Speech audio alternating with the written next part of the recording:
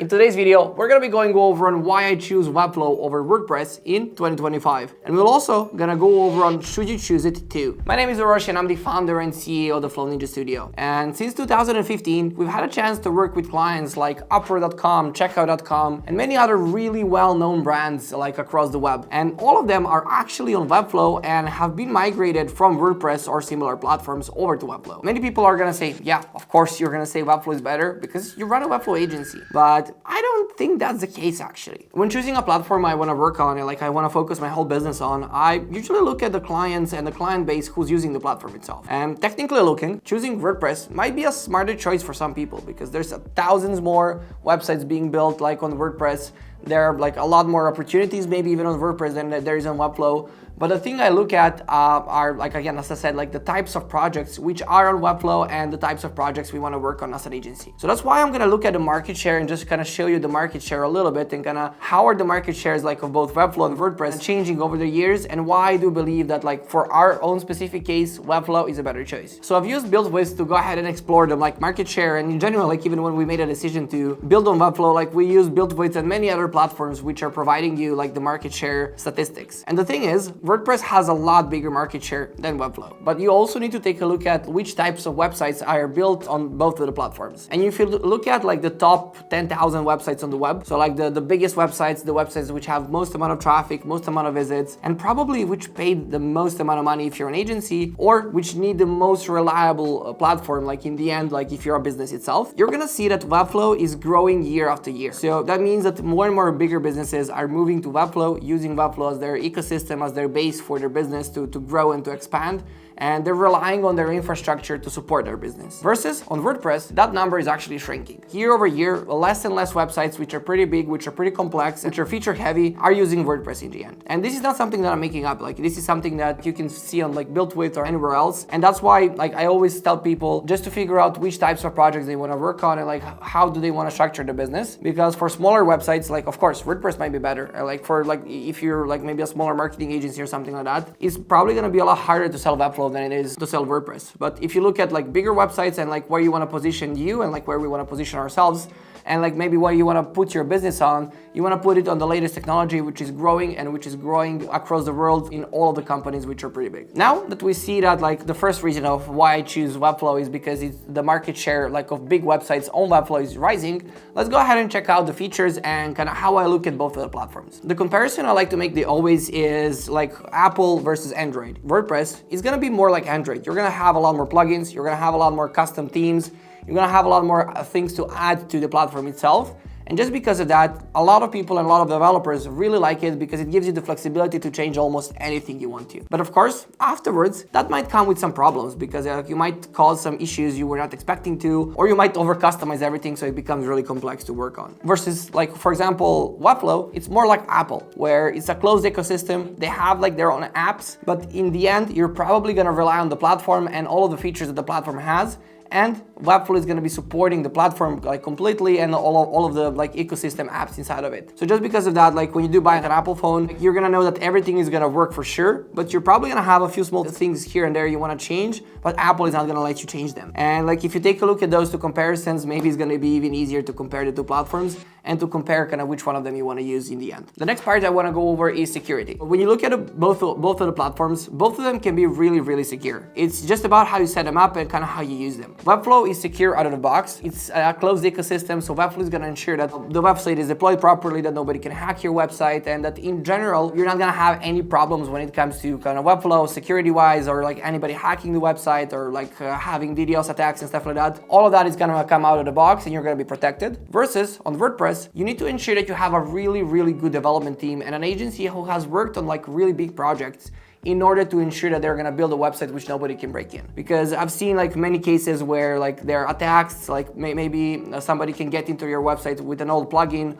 a plugin you haven't uploaded, updated in some time, or even like if WordPress gets updated and your plugins get outdated, it can become quite a hassle to make it secure. You can make it secure, and like there are like a tons of agencies who make like WordPress maybe even more secure than Webflow, but it's just down to, again, like the simple concept of having the security and the base security you have in the box versus ensuring that you choose the right hosting, that you deploy it properly, and that in the end you have a secure WordPress website. The next part is maintenance. On Webflow, I like to say that there is no maintenance, because when we build a website for a client, we can let it be for like 5 years and everything is gonna work and nothing's gonna break, and you don't have to have any monthly maintenance or anything like that. Usually all the clients we work at our studio work with us as an extension of their team, like for their go-to-market strategies and stuff like that, so that we can actually support them build faster and like build new things. Versus on WordPress, you need to ensure that all of your like plugins are up to date and that the platform is up to date as the ecosystem changes. Even like with some of the new things which are kind of happening with VP Engine and WordPress and like the battle between those two, you're gonna have more and more things you need to worry about, and just to ensure that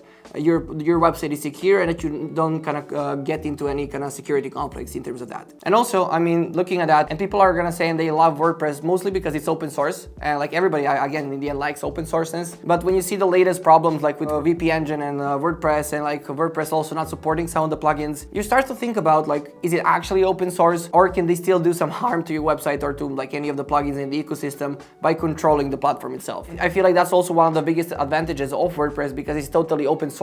But lately, over like in 2024, like with like the latest problems with VP Engine and stuff like that, I do feel like that it's becoming more and more similar to Webflow, where you realize that in the end, Automatic needs to support WordPress in order for it to continue growing and to continue developing all of its features. I know I might get some hate. This is again like just my opinion, so I would love to hear your thoughts below as well. The next part is future-proofing. WordPress has been developed mostly, like initially, as a blogging platform. I think it was called B2 Cafe Log or something like that. And based off of that, WordPress initially is a blogging platform, which evolved into something really, really big. You can do some great stuff with WordPress, like if you use Elementor, Divi, or any custom builders like that, which are gonna allow you to have flexibility. But again, you need to install additional things, you need to pay for them, you need to maintain them, and you need to ensure that you've chosen a good third-party solution to get inside of WordPress in order to kind of make the website work as expected. Versus on Webflow, I do strongly believe that they have, most importantly, a really good team. I've been in Texas, I've been in San Francisco, and in all the places together with the Webflow leadership team, and I can say that I have some of the most humble and like some of the most welcoming people leading the company itself. And you can really see that they care about a company and that they care about developing something which is going to be future-proof and which is going to be growing for a long, long time. I mean, like even their CTO like has been the CTO of Shopify. So just because of that, I'm really secure in Webflow as a platform, that they're going to grow, that they're going to implement AI with time, they're implementing Analyze and Optimize, which no other platform has, like native analytics and native A/B testing inside of the platform, which makes it a lot more future-proof platform, and a platform where like if you put your website today, you're not gonna worry about are you gonna be migrating off to a new platform in the next 5 to 10 years. The next difference is like abstractions and like actual development, because I do feel like that Webflow is a little bit harder to like set up, like in terms of like developing, and you might have a little bit of a harder time like if you want to develop a new component or anything like that inside of Webflow. Mostly because it doesn't have any abstractions. Webflow as a platform is built on like HTML, CSS, and JS, and because of that, everything you build, it needs to be built on the foundations of the web. So like whatever you build is gonna be scalable, it's gonna work well, but you're gonna need to know the base things on kind of how web works. Versus like if you use like WordPress, in some cases, you're gonna have like Elementor or other platforms which are gonna provide some sort of abstractions, which are great, but they're gonna add unnecessary code. And when you wanna make things super custom, they might get in the way. So that's why I personally choose Webflow. It was an easier kind of thing for us as an agency to kind of train our development team to customize further, because like we like going in the HTML, CSS route more than like in customizing kind of WordPress themes and kind of going maybe in the PHP or like whatever the themes are gonna be on. In terms of cost, Webflow is gonna be more expensive than WordPress. If you compare the two platforms, I mean, like on Webflow, everything is packed up inside of like one big thing. And of course, again, like if you look at Apple, it's gonna come with a premium tag, which I personally wanna pay, and which personally like the clients, the type of clients we work with wanna pay. So like they're fine in paying like a little bit more for hosting, they're fine in paying like additional costs for Analyze and Optimize, multi-language and stuff like that, which is like a little bit more pricier than the other platforms.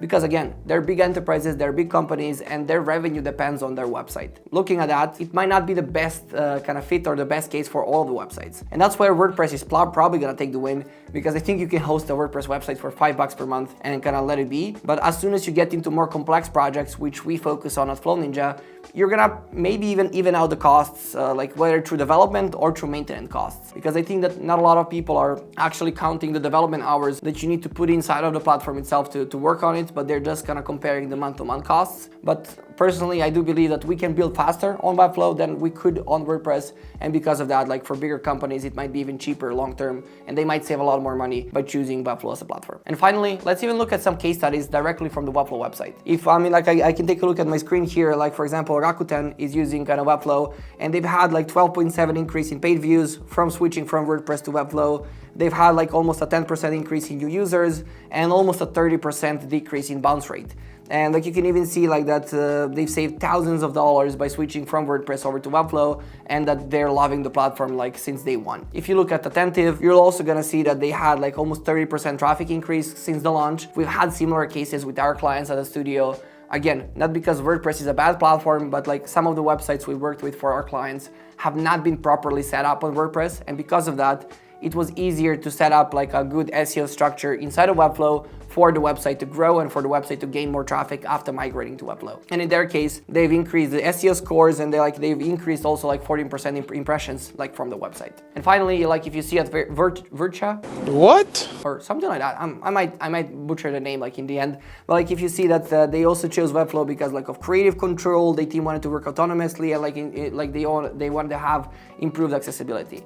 And there are like many like case studies like on our website on Flow Ninja, like which you can take a look at. We have webinars, but you can also see like the official Webflow website. So I strongly believe that for bigger companies as they start to grow, Webflow is the right choice, and that's why we kind of focused our entire business like and our entire lifeblood of our studio, which employs around 50 people at the moment, on Webflow, and that's why I believe that Webflow is gonna grow specifically for those clients. It's not gonna take over WordPress. I personally don't believe that. Like when people say, hey, Webflow is gonna be bigger than WordPress, I think it's not, because like there are gonna be like just a lot more CMS players in the world kind of competing for different markets, competing for smaller markets, competing for bigger markets, and some of them are gonna just take the lead in some of those places. And I strongly believe that Webflow is gonna take the lead for the bigger websites, and kind of for the websites which are kind of growing and which need more custom and technical things. But in the end, as I know, like the WordPress community is like strong, they're great, and I love everybody from the WordPress community. I know that you might have some concerns, or you might have some different opinions. I would love to hear your opinions down in the comment below. You can feel free to say that I'm wrong and that I've made a lot of mistakes in the video, and kind of we can start a conversation from there. And additionally, if you want to see more webinars on Webflow versus WordPress, go ahead and visit the first link down below in the video,